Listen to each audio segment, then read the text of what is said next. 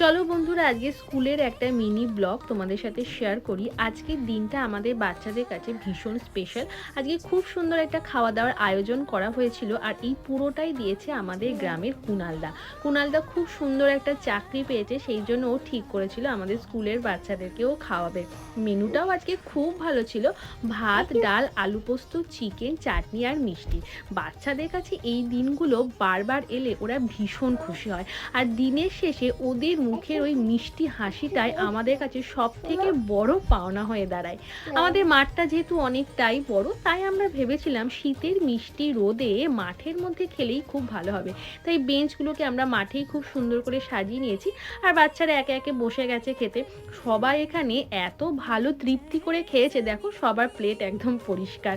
তো তোমাদের ভিডিওটা কেমন লাগলো প্লিজ তোমরা আমাকে কমেন্টে জানিও। তো চলো এবার সব কিছু গুছিয়ে বাড়ি ফেরার পালা। টাটা।